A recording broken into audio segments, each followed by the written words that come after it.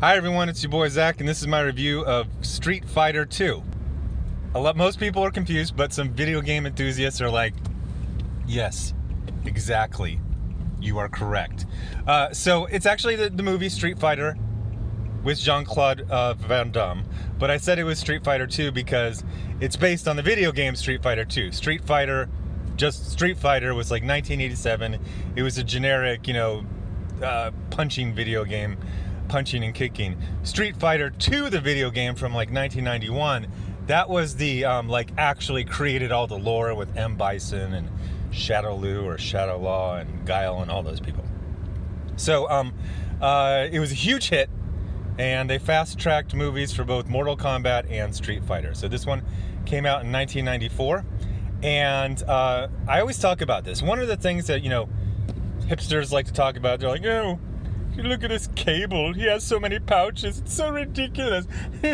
That's what we said in 1990. But it was also fun and cool. They're like, oh, it's so campy. It was campy in 1994.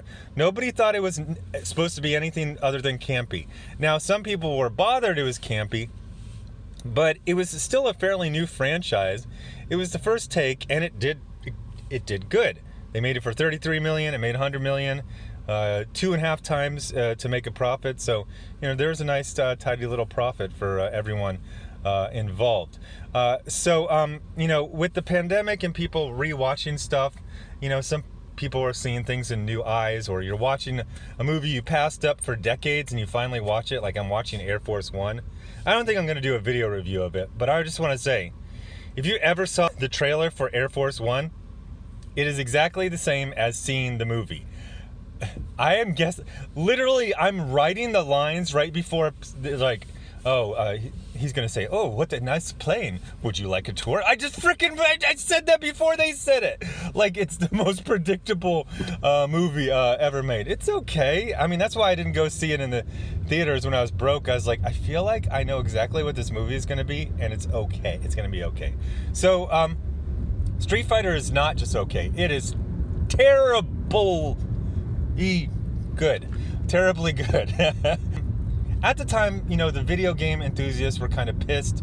They're like, Jean-Claude Van Damme is Belgian and Guile's supposed to be American, blah, blah, blah. Okay, whatever. They got a bunch right, they got a bunch wrong, and even when it was like stupid, like freaking E Honda and I'm forgetting the boxer. They're like a news crew of Chun-Li, who's a reporter. Now, Chun-Li, they explain why she's a reporter pretty well, but then E-Honda, whatever. They're just squeezing people in there.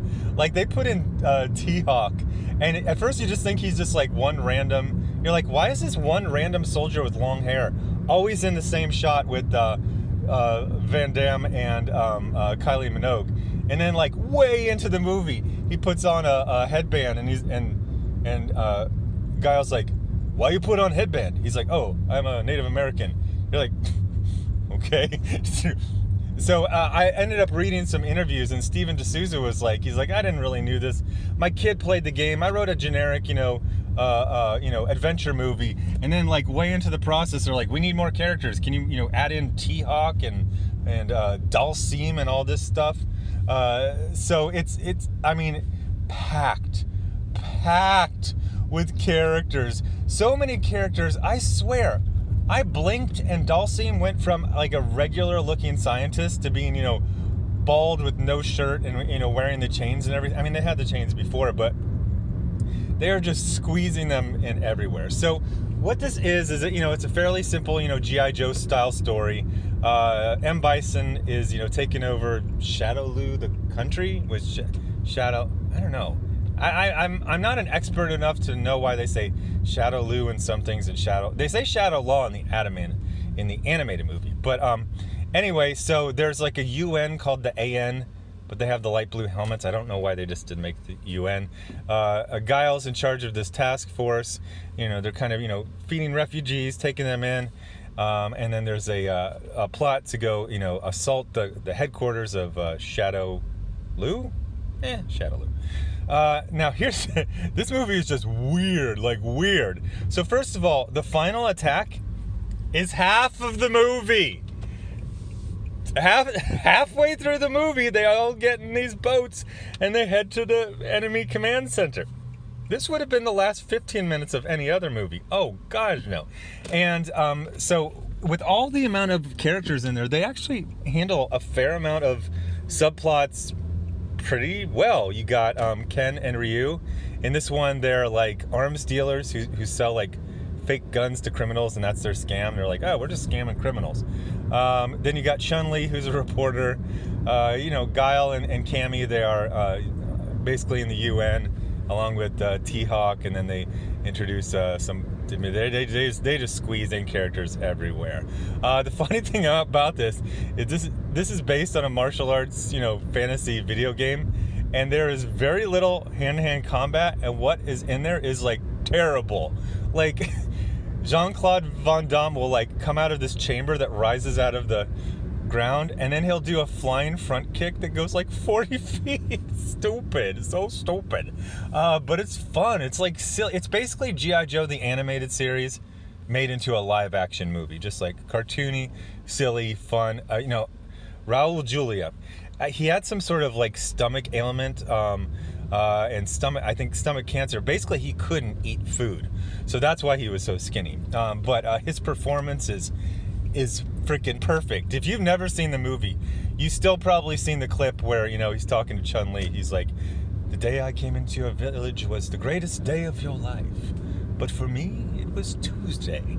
Fantastic. One of the most fun, silly, interesting supervillains ever in movie history.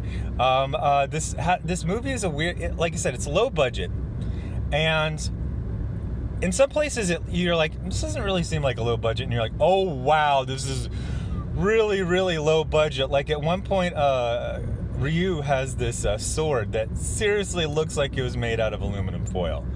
Like it's you're gonna laugh when you see this sword.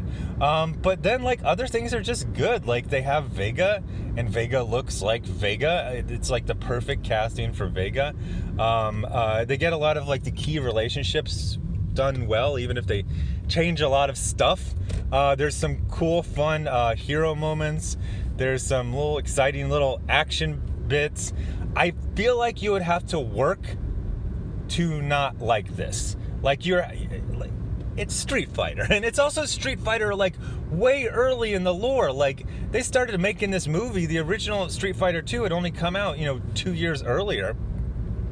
So there wasn't a lot of lore. It's not like the Street Fighter 2 video game was like super serious.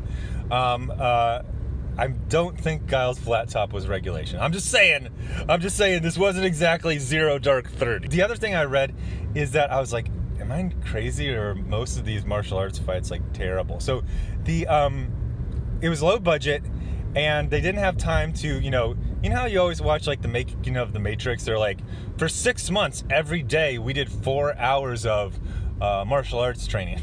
Hell no. They basically started shooting the movie. They're like, this is week 1 of week 10. Let's try to squeeze it in there somewhere. Like the guy who plays Ryu, he was doing an interview. He was talking about, they were like, hey, your knife fight is on. He's like, knife? What? So you'd have like an hour and a half to go with some stuntman and, work out all the beats of, the knife fight. So I will say that Chun-Li, and it feels like it's the actress because I feel like I was seeing her face. Chun-Li's got some moves. She's got this nice little, kind of like peppy, very quick fighting style, some great kicks. I thought actually Chun-Li was like better than Van Damme. He did a couple things, but it looked a little silly. He's got this like weird orangish hair, which I think was their attempt to make, Guile's blonde hair, and then they didn't quite use the right hair dye on Jean-Claude Van Damme. But he's actually really good. He's really fun. He's like borderline parodying himself. All I ever notice on Jean-Claude Van Damme movies is that thing on his head that I always thought was a knot, and it turns out it's some sort of fatty deposit that, it grows back. That's why he's never had a surgery to like have it removed. I always thought it was like a bone, like he got kicked in the skull. No, it's just like some fat that keeps growing there. Lipoid or what. They always talk about him on Dr. Pimple Popper. They have Zangief. He's got a couple of great one-liners. changed the channel and, you know, you got paid. If you see the movie, I saw the movie in the theaters, and those were, people, the whole theater was like rolling. So that stuff totally worked. Besides that, yeah, it's just fun. I mean, it's a Street Fighter live action, low budget movie. Now, I will say, holy shit. If you ever seen that Chun-Li movie with Kristen Crook, this shit looks like the first Godfather movie compared to that. Oh my gosh, that is a terrible movie. Like, terrible. Oh, I probably got it. I don't think I can make it through that. Oh gosh, that thing was so bad. I might rewatch it. I might. So anyway, it's definitely a recommend.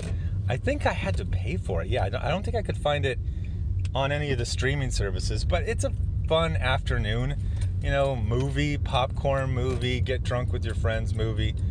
I loved it. I loved it in the theater in 1994, and I loved it watching it on my phone yesterday. So go check it out. Street Fighter with Jean-Claude Van Damme from 1994. I found it on Amazon Prime Video. I'm sure you can get it on YouTube or whatever. Anyway, thanks for watching. Bye.